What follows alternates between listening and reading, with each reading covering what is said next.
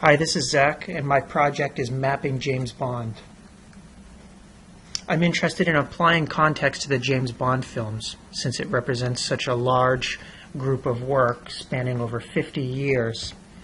I typically teach a first-year seminar on James Bond every fall. Actually, it's a James Bond and spy thrillers in American culture, and I'm interested in creating a dynamic and conceptual visualization of the Bond films, aside from the actual films themselves or the visualization of those films, and in creating context and filling in the gaps for the Bond films. And really the background is when I talk about the James Bond films, since they represent such a large history, oftentimes it's hard for students to understand, say, why a 1962 Dr. No film starring Sean Connery is, in their words, so corny, and to understand some of the context and the rationale for why the film was created.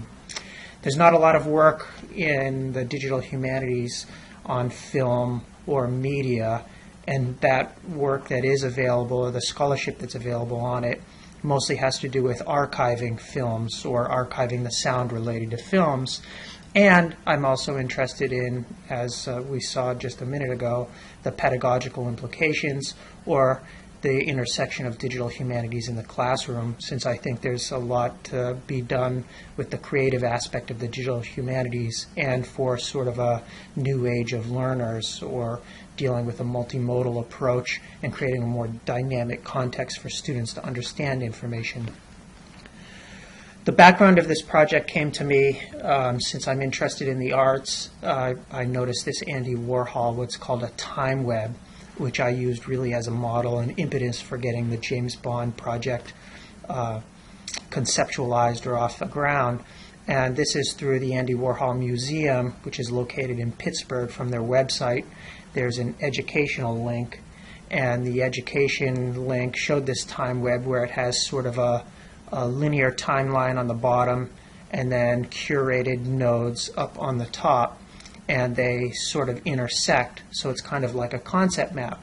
So it might show some Andy Warhol artworks or some photographs dealing with Andy Warhol or related themes, and then as you click on each of the pictures up at the top, for instance, it shows the concept maps and creates it in context. What was happening in the early 1960s, the political or social ramifications or gender considerations. So I wanted to take that approach and bring it to the James Bond films. In some ways, when I was considering the project, I thought maybe it would be a little redundant doing the James Bond films since they're so powerfully visual anyway. But there is a movement in the digital humanities with Bond to sort of dissect some of his sayings. How often, for instance, there's visual repetitiveness of, say, the Playboy magazine, or words that he says that make him seem like he's witty or humorous. Or for that matter, there was recently in the Journal of British Medicine, a festive edition almost 2 years ago that tried to chart how many drinks James Bond had and whether in fact he would be considered an impotent drunk. So the rationale and the structure based on the Andy Warhol is to teach students and the public about Warhol's world in times through the lens of his life and art. So it's educational, a linear timeline at the bottom, which gives way to these curated nodes or concept mapping. Why Bond is a good fit? A group of Bond films can be further broken down into separate themes. As I always talk about in my classes, there's gender, race, political context, which is the Cold War, the Middle East, whether it's the context in Asia can be broken down. It can be broken down into technology. There could, even though I'm not interested in this project, making a link to the Ian Fleming novels, that could be some kind of collaboration or interest from a scholarly perspective for students. And there's important issues at work in any given James Bond film, and it allows for the exploration of social and political events that help shape the identity of each film, which provide further context and visual stimulus. The technology I considered was, I liked the idea of the time web. Maybe it was a simple concept map, but this project Neatline offers a geotemporal exhibit builder. It offers narrative sequences from Mica, or the platform from Amica, which holds collections of archives and artifacts, or images, which is probably another DH tool that you might have heard of. And it also offers, Neatline does, modern and historical maps, and then interpretive aims of humanities scholarship. So all of these can be sort of overlaid one on top of the other for Neatline. So one of the other examples I used in addition to Andy Warhol was this digital Declaration of Independence, which was one of the examples when I was surfing around on this guide or introduction to the digital humanities. And the Declaration of Independence has this Trumbull painting called the Declaration of Independence, has the signers as they're around the table, and you can see that their heads are outlined in blue and red. It allows you to interact by clicking their heads, which will give you information on each of the signers.